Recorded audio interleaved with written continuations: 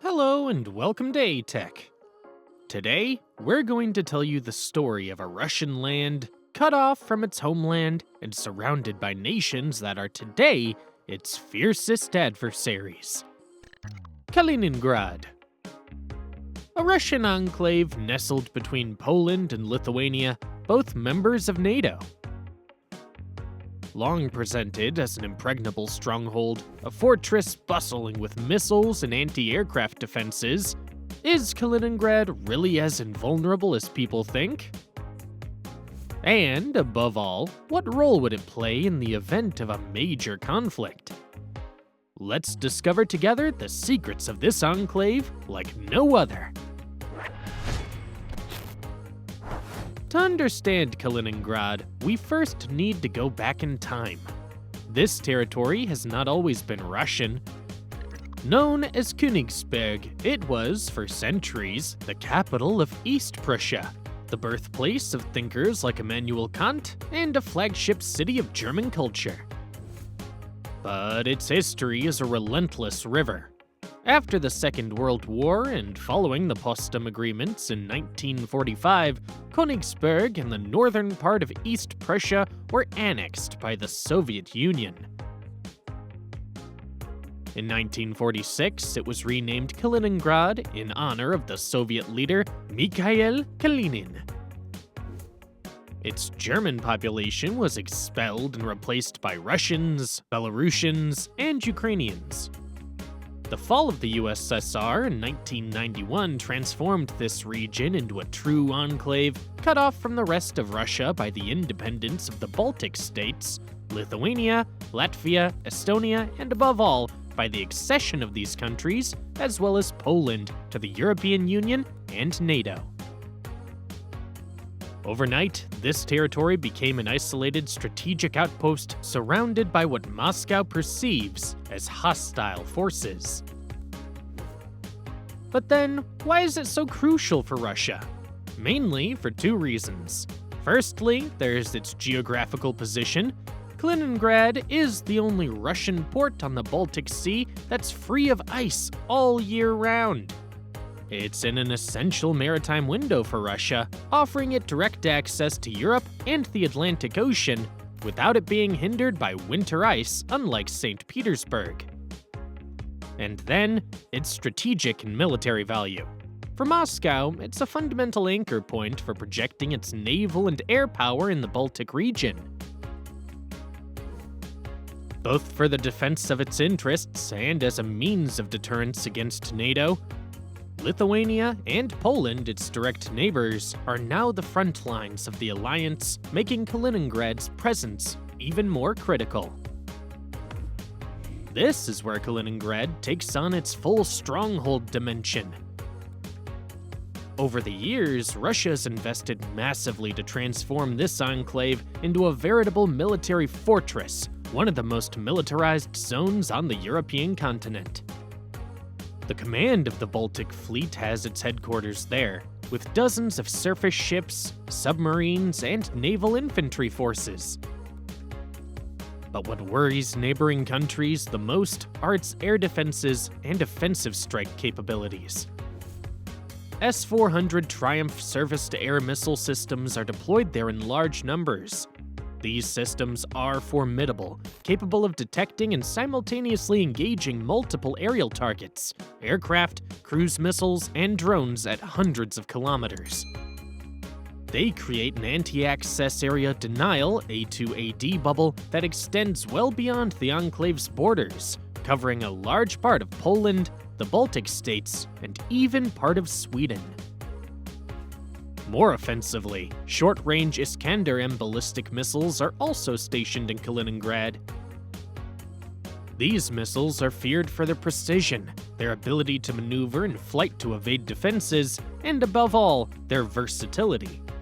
They can be equipped with conventional warheads, but also, and this is the major threat, with tactical nuclear warheads. Their range of nearly 500 kilometers puts numerous European capitals and key NATO infrastructures, such as ports and air bases, within Moscow's reach.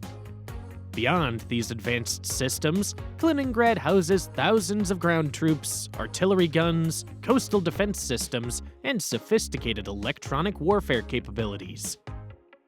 The goal is clear: to make Kaliningrad a powerful deterrent tool capable of locking down access to the Baltic and threatening deep targets in NATO territory, even in the event of conflict. Is it Russia's dagger in NATO's side? Despite this formidable concentration of military power, is Kaliningrad truly invulnerable? That's where the paradox of this fortress lies. Its strength is also its weakness, and its strategic position makes it incredibly vulnerable. Its greatest vulnerability is its geographical isolation. Kaliningrad is a Russian island in the middle of NATO. To be supplied with men, equipment, or ammunition, it heavily depends on two narrow corridors: the maritime route via the Baltic Sea, easily intercepted, and the land route via the Suwałki Gap. The Suwałki Gap is a strip of land about 100 kilometers long, bordered by Poland and Lithuania, that connects Kaliningrad to Russia's ally, Belarus. This gap is considered by NATO as its most vulnerable and strategic point. In the event of conflict, control of this corridor would be vital for Russia for resupply and for NATO to isolate Kaliningrad and protect the Baltic states. Any interruption of these supply lines would quickly isolate the Enclave, making its forces unsustainable in the long term. There's also the density of its assets. If Kaliningrad is packed with weapons, it also means these weapons are concentrated in a relatively small space. In a modern conflict scenario with NATO's precision strike capabilities, cruise missiles, drones, stealth aircraft, such a concentration of targets would make it extremely exposed to massive and simultaneous strikes. Air bases, S-400 and Iskander missile sites, Baltic fleet ports, everything would be within range and difficult to defend against a coordinated attack. Final point: encirclement by NATO. Poland and Lithuania are not neutral adversaries. They have modern armed forces integrated into NATO's intelligence and command networks. Cross-border coordination and NATO's potential air superiority would significantly limit Kaliningrad's ability to operate freely or receive reinforcements. In the event of a total conflict between Russia and NATO, Kaliningrad's status becomes a most thorny strategic dilemma. It's almost certain that it would be one of NATO's very first military objectives. Neutralizing the S-400 and Iskander systems, immobilizing the Baltic fleet, and securing the Suwałki Gap would be absolute priorities to protect the Baltic states and prevent Russia from dictating the pace of the region. NATO would seek to destabilize Kaliningrad's ability to launch missiles and deny access to its own forces. However, Russia has made it clear that any attack on its territory, including its enclaves, would be considered an existential threat. The use of Iskander missiles, capable of carrying nuclear warheads, raises the question of tactical nuclear escalation. If Kaliningrad were attacked conventionally, Moscow might be tempted to respond with a tactical, nuclear strike to deter any further operations, or even as a first use to avoid a conventional defeat. It's this escalation scenario that makes Kaliningrad so dangerous. It's simultaneously a strategic advantage for Russia and a critical tension point for NATO. Its presence complicates the alliance's defense plans and demands constant vigilance, turning a small enclave into a potential flashpoint for a large-scale conflict. The question, therefore, is not only can it be attacked, but what would the consequences be? Kaliningrad alone embodies the complexity and tensions of current geopolitics. It's a territory that's both a powerful military stronghold and an intrinsically vulnerable entity. Its ability to project Russian power into the Baltic is undeniable, but this capability is constrained by its logistical dependence and isolation. This small enclave is a constant reminder that the balance of power in the region is precarious.